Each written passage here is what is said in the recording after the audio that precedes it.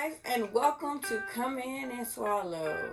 And this is the start of season 2, episode 1. And today's topic is the struggle. So it's struggling coming in. And on today's episode, we have one of my closest friends. I think we're 34 years in. Almost 35. Shh. Being friends, our mothers were friends. We've become friends. We've actually grown immensely together. We both started businesses. And even though I didn't go to her with doing my paperwork, she is the person I send. And her name is Janae, Coffey.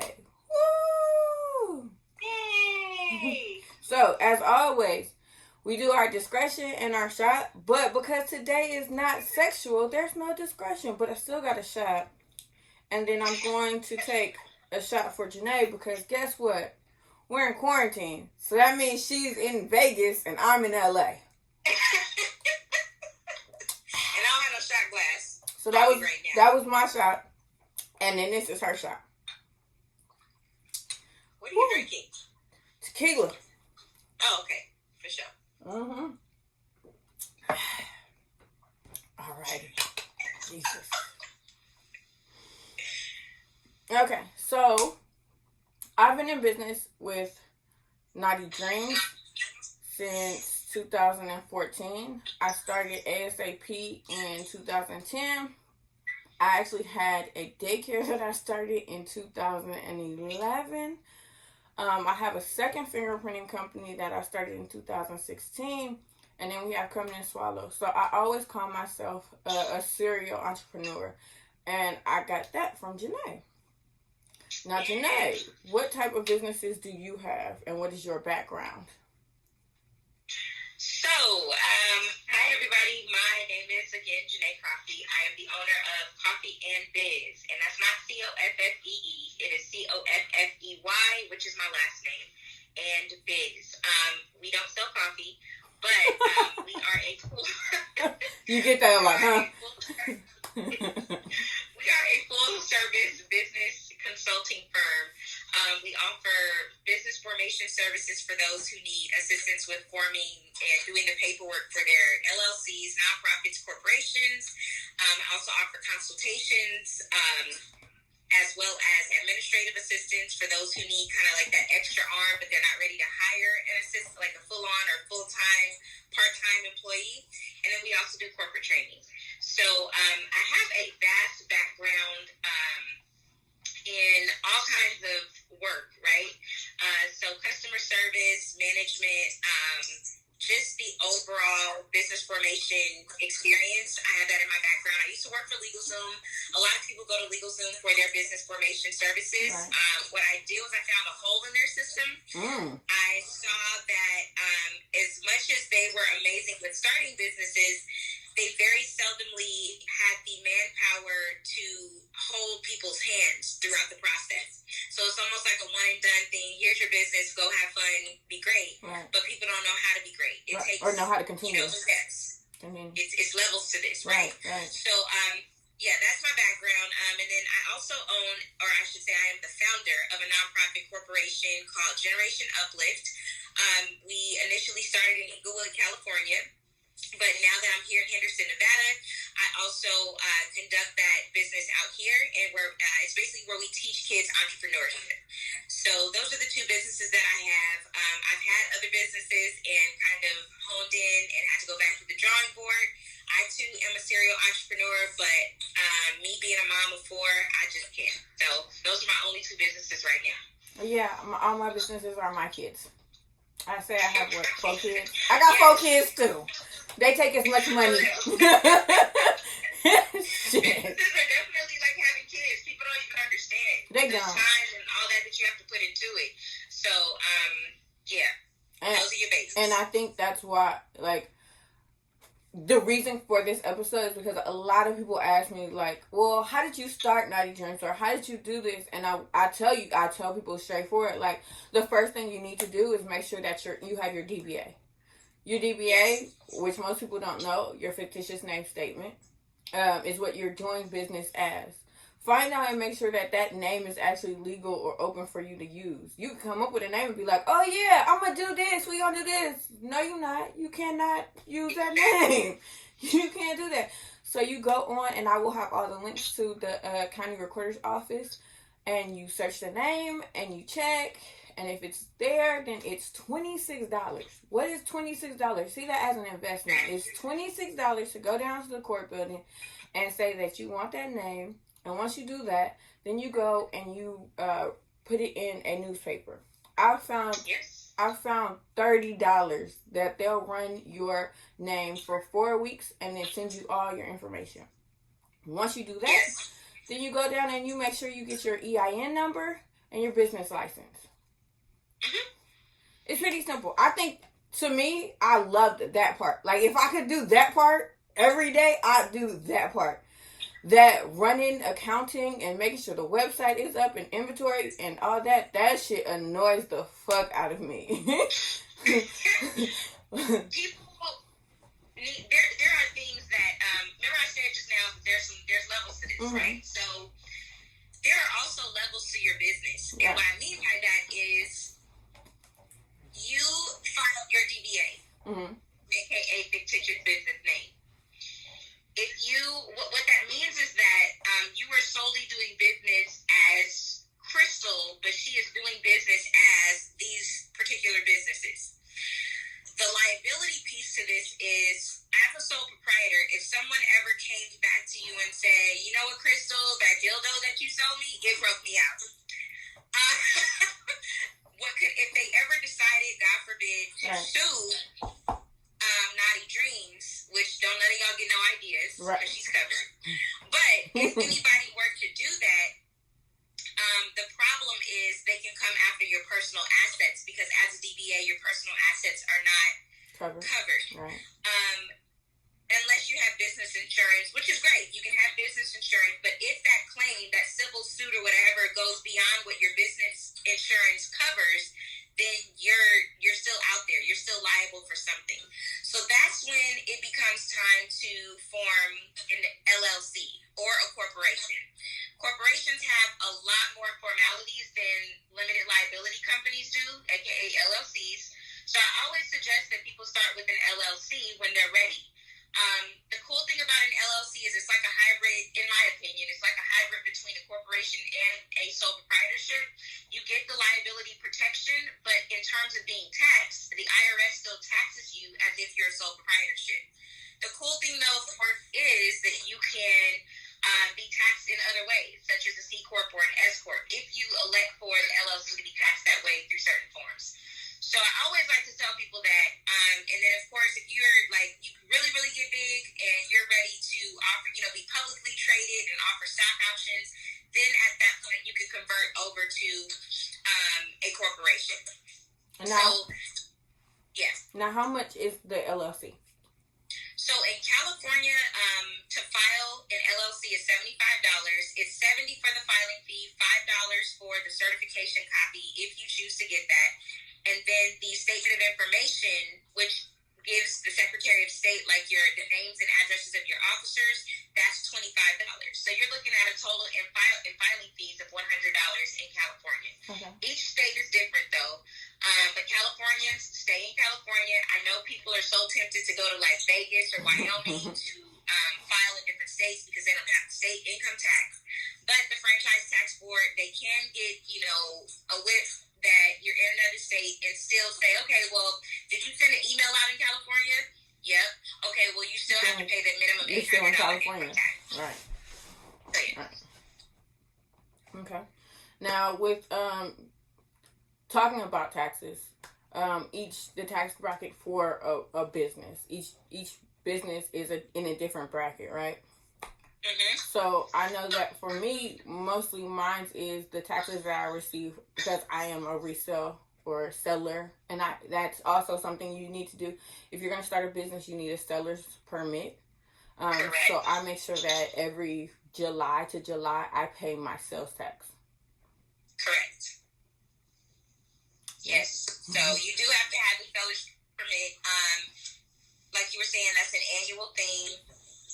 Sometimes people get they're afraid, but they don't understand sales tax a lot of times is not even that much. Right.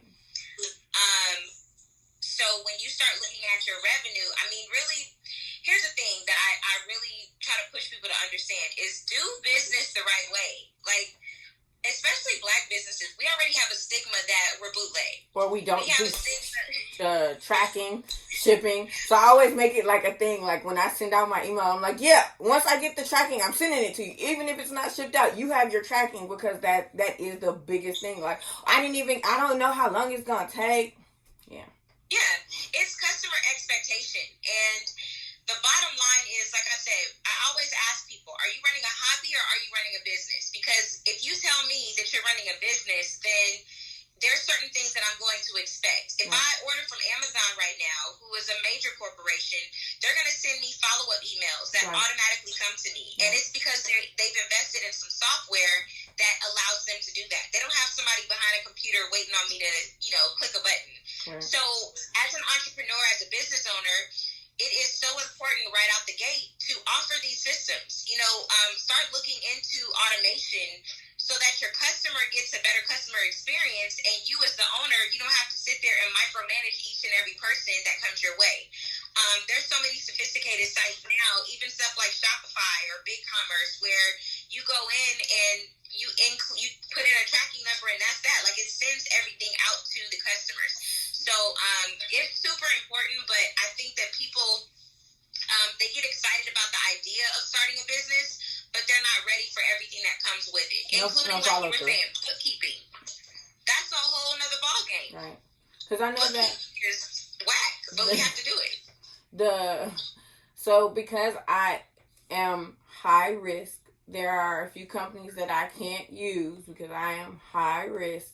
I can't be on Big Cartel or Shopify or Shopify, and I can't be on Square or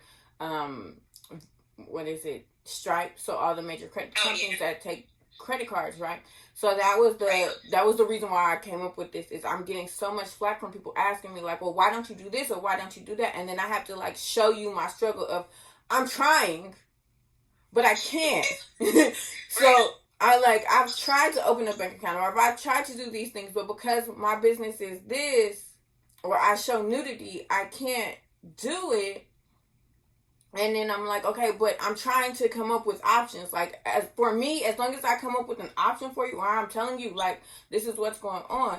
But going back to the software. So I use GoDaddy, and they've been the ones that I've been using for the past 2 years, and they don't have a problem. There's a, I guess like an add-on bonus, and it's called YPO or something like that. So they automatically send out an email asking you to review me, which is important. And I'm learning this from my marketing class also. It's very important that people get reviews and that you answer the reviews. And I automatically send out abandoned cart email. So it's a lot of things that I saw that I didn't like other companies doing, and like you said, I found the hole and I tried to fill it. Like, okay, this is what I do. So 20 minutes after you've left the cart, you're gonna get an email like, hey, did you forget something? Because I want you to feel like you were going to any other an Adam and Eve. It is all about the experience when it comes to my business.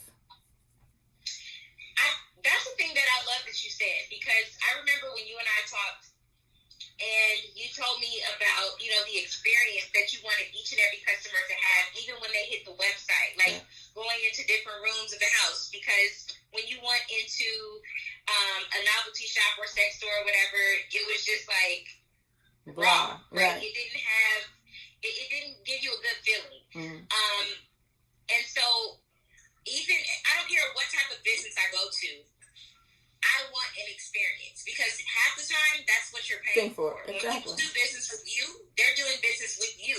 If they could go to another, sex store. They can go to LegalZoom if they're working with me. But what people love is the personalized touch that I give. And I've actually stolen a couple of customers from LegalZoom. It's not stolen. It's not stolen. They've just crossed over. Right. They crossed over.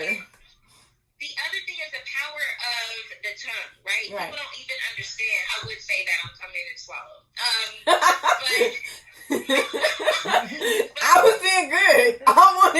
noted that I was being good.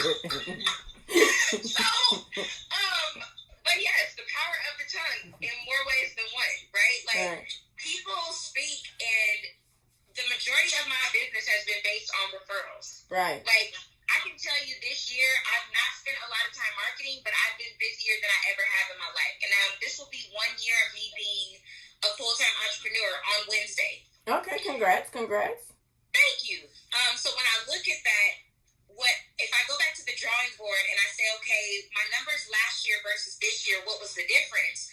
Well, it's the experience, but it's also word of mouth. And so people are like saying, oh, go to this girl. Social media, people are sharing. And I like that more organic feel versus just always paying for ads. Right. Because you don't know who you're going to get. So never underestimate the power of the tongue. It's important. And you do realize that I'm a marketing genius when it comes to my business, because I can't do ads. I can't promote. So a lot of the things that I've realized, like, okay, I want people to realize that I'm a real person, or I want them to do something. So since we're at home now, I'm starting to put up more videos and do more things. And I think it was, last week I had on a skirt that I had wore for Halloween that I guess nobody paid attention to. But because, again, everybody's at home now and they were able to pay attention, I've sold 3 of the skirts. Wow. The product that I had the 2 products that I had just reviewed, pretty much people have just bought. So I realized, like, okay, so this is what it is. You want to see that I'm actually using these items. Okay, fine. I have no problem doing that. So I made sure that, so my product review, everything, every time y'all see me, I'm going to be laying in the bed. I'm sorry, guys. It's just, that's what it's going to be. But you have to understand that still sticks with my theme. And I think that's why I'm like, I have to cross over to a corporation, because Naughty Dreams is just going to be the umbrella of everything else that trickles down. Yeah. Well, one thing about your marketing that I love is that, one, you've decided to take the risk of being the face of your company. And that's a huge decision. Oh, no.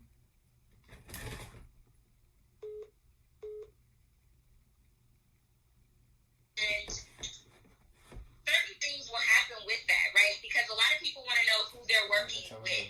So the other thing is, when you were wearing those skirts, I loved it because I knew that a woman like myself, who is not the toothpick figure, right, I can wear that. Right. I saw somebody else put it on and it complimented them, and, made me feel like if you can do it, I can too. Right. So I think that that's where you taking the risk of, and I really want people to understand, when you are an entrepreneur, you have to take risks, financially. You have to take marketing risks. Like, there are so many things that you have to consider. And always test and measure. Yeah. That's the hugest thing that if I could tell somebody something, like, test and measure. You're going to put it out there, test it, see if it works. If it does work, you measure it. If it doesn't work, you measure it. Right. Did I fail? Okay, how much did I fail? Did 3 people like it? Did nobody like it? Was it an epic fail? You have to test and measure. And so you have to do that to the point to where you get it right. And, of course, if you need help, you hire coaches and all that. But before we had all these, gurus, people started reading. They started doing the research. Mm-hmm. And I really feel like, a lot of times people are not into, they want instant gratification, but they don't want to do the work. Right. So, if I could talk about anything, can we talk about when it didn't work? And right? And that's why I'm all for you. I love it that you guys see all the things that I'm doing now, but I will always promote my struggle. I will always repost when I get reported, because it's real, It's a lot of real things that there have been moments where I'm sitting in my car crying, going, this just can't, like, nobody wants to help me. There's no one here. There's no one that I can turn to be like, okay, well, this is the step you do. This is, how to get on here. Because none of my friends were doing this. Now, if I was selling hair or clothes, then that would, it would have been easy. But so when people all get in my DM and ask, like, well, what did you do? And I always tell them, like, this is what you do. Here's the distributor. The distributor isn't going to deal with you unless you have all your paperwork, because they want to make sure you're real. And trust and believe that you're going to hear more no's than you hear yeses. And to always remember that your business is a child. Going back to that, you have a 1-year-old. So because that 1-year-old isn't talking or isn't doing anything, you can't get mad. They're a 1-year-old. They are still learning. So I have to take my 5-year-old business and go, okay, I understand that I don't have the numbers that I would like to do, or I'm not reaching the people that I want to reach, or, you know, somebody, I've had the first person say something negative about my business recently, and I'm shocked. It made me sad, but I'm shocked that in 5 years, this is the first time that I've had somebody actually comment and say something. Which only made me think, okay, I'm getting bigger. I'm reaching a larger audience now, because now you coming for me for something that I didn't even think was that bad. I've had worse shit up. Right. Like you will always have criticism, and I've had some reviews, right? And I look for reviews, and I look for them to be learning experiences, right? Because perception is key, right? And I don't think that people really understand that perception is huge. But when they look at what you're selling, like I always know, because I know you, I know the other side to Crystal, right? I also know that you have grown in so many ways to even do what you're doing now. Right, like your confidence level has had to increase. You've literally had to probably tell yourself to keep going multiple times, like, okay, we're gonna do this. Right. I really want people to understand that I am like such an introvert. I love being at home, not doing nothing, not talking to nobody. Like this quarantine is perfect for me. But to post a video, to do something, and then to show it and put it in front of people, like everybody's like, "Oh my God, your personality is so big," and I'm like, it's just because I need my business to get out there. But now I'll be excited and whatnot because I'm talking about my business. But trust and believe, if you saw me somewhere else, I'd just be like, "Hi, I know you." Right. I'm confused. What?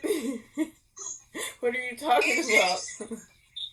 Well, you're coming out of yourself, like, or you're tapping into a different space within yourself to be able to do what you do, so you can grow your audience, so you can be the boss and make the money that you want to make. Right. I mean, let's just be clear: we don't get into business to not make money. Right. We don't go into business to not fulfill a purpose or fulfill a dream. You know, so for me, I'm going to do some things that I probably wouldn't do before.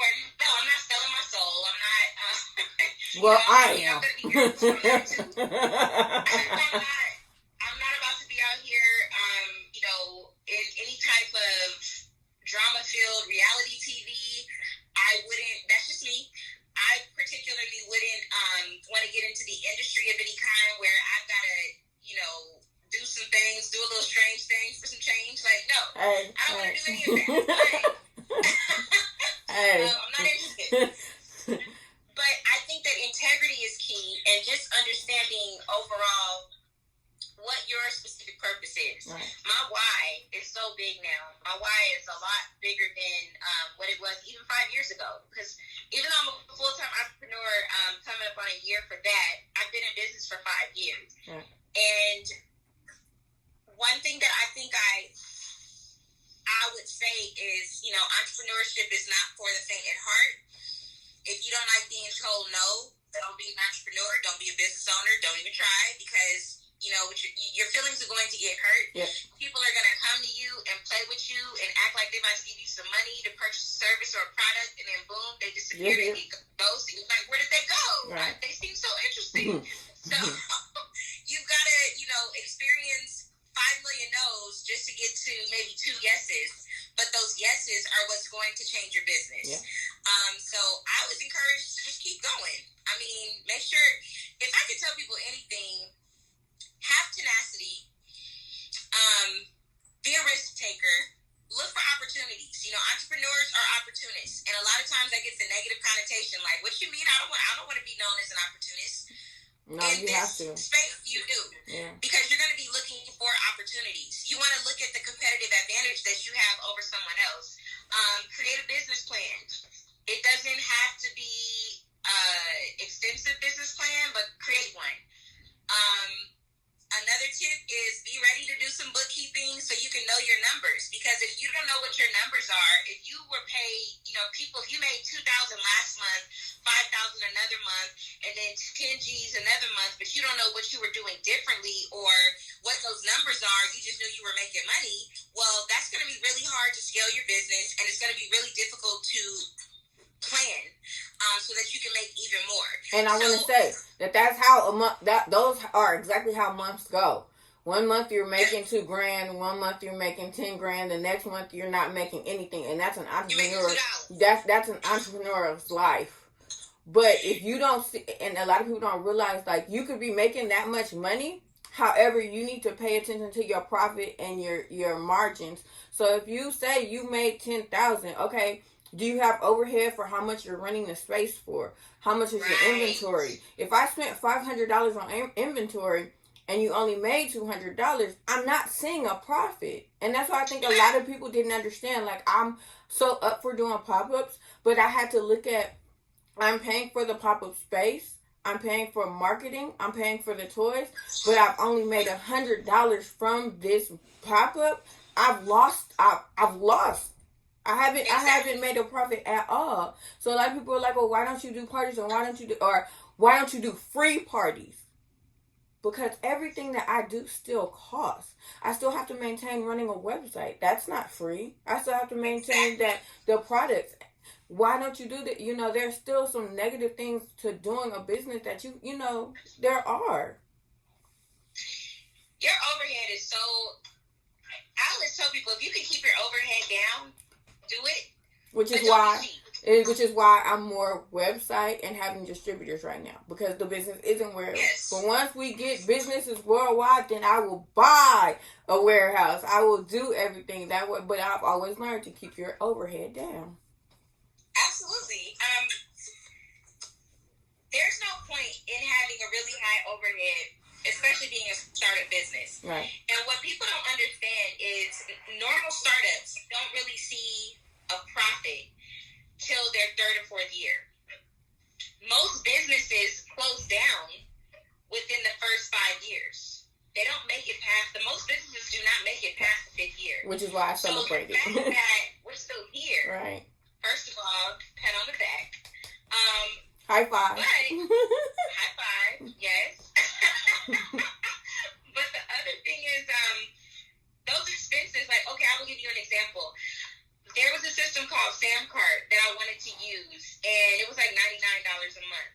But I found a more efficient way and a more efficient system that would help me automate. And I could literally embed like certain questionnaires on my website and all of that for $35. Oh. So I had to like really think, okay, yes, all of these people are going with Samcart, but for my business and what's going to keep my overhead low is this product over here. Right. And so that's what I went with. People are putting out Facebook ads and doing stuff like that, but what product do you really have? Right. Are you offering value? Right. Because that's the other thing, is that people don't realize, if I'm not offering value, like your social media is huge.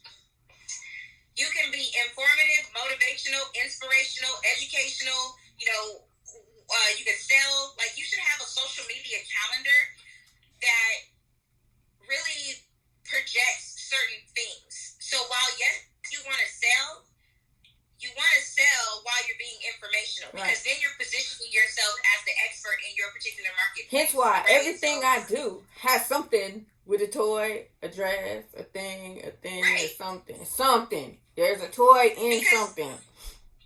When I see you, when I see your social media, okay, I'll give you an example. The one where you were like swallowing, right? Mm-hmm. You were showing women how to swallow. Mm-hmm. That was educational for your marketplace. Right. That's what people don't understand. Like, I need people to understand that you definitely run a legitimate business. Right. And so for that one, that was a marketing tactic where you were offering an educational type of video, but it compelled someone to then go to the website to say, well, how much is that? Right. Well, if she's doing it, maybe I can too.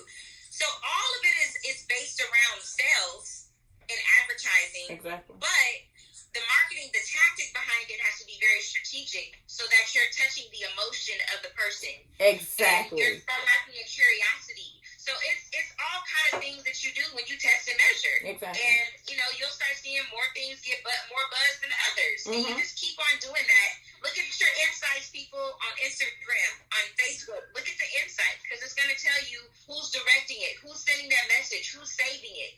It'll tell you all of that in your insights. Facebook does that? Facebook does that on the page likes, but here's what I don't like about Facebook.